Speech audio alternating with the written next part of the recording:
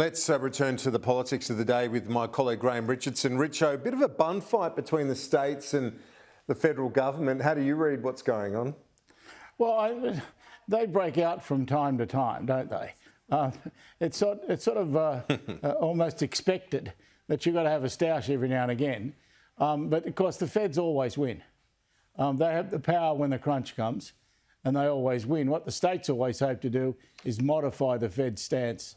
And if they succeed in that, they'll figure they've won the day. Yeah, what about the politics of it though? Because you've got the Palaszczuk government, newly re-elected, popular.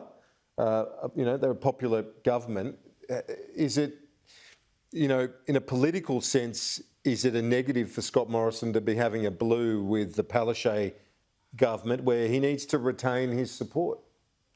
Yeah, I think it seems to me to be a strange way of doing business. I would have thought that you'd avoid a blue with Palaszczuk or with McGowan, who are both ridiculously popular and are completely and utterly unassailable.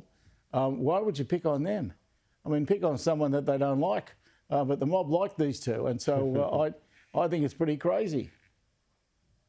And you even had a blue on blue skirmish yesterday. Brad Hazzard, he said he was very angry, the most angry he's been in the 15 months of the pandemic, at the fact that the federal government had dropped some numbers to the newspapers. So that's not the best look either. No, the leak was pretty strange, wasn't it? I couldn't quite work out what the feds think they gained from it, other than irritating people like Hazzard enormously. And of course, he is one of theirs. So that just seems to me to be a strange way of doing business. When you look at the year ahead, I guess so much, depends on where this ends up as opposed to the hiccups along the way. As you said, the odd stink, but with the states is inevitable. When you've got a big logistical exercise like this, there will be problems. But what will matter for Morrison and his team is that this picks up in speed and that at the end of the day, people look back and go, okay, a few hiccups, but it worked. Yeah, and they'll get that. I have no doubt that this will work. I have no doubt the speed will pick up. Look, when you undertake massive exercises, everything doesn't go brilliantly from the first time that you mention it. You have to do a lot of planning. There'll have to be a few mistakes. We are, after all, human beings, but it'll work. What did you think of the ALP conference? Obviously, stage managed to within an inch of its life, but that's what you want, within a year of an election.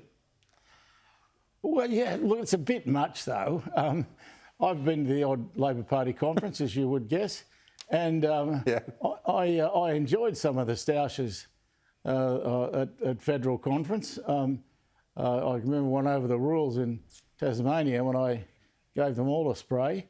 I think that and I remember Mick Young saying that I didn't need anyone to move an extension time. It was too good, I could go as long as I liked. You have moments in federal conferences where there are pretty serious arguments, and I think serious argument is important. And so when you chloroform a conference to the point where there's no argument, I don't know why you have the conference. Do you think, fundamentally, Anthony Albanese can win the next election from where he is at the moment? I think it's possible that he can win. There's been some good results in the polls in the last few weeks, so I don't write him off.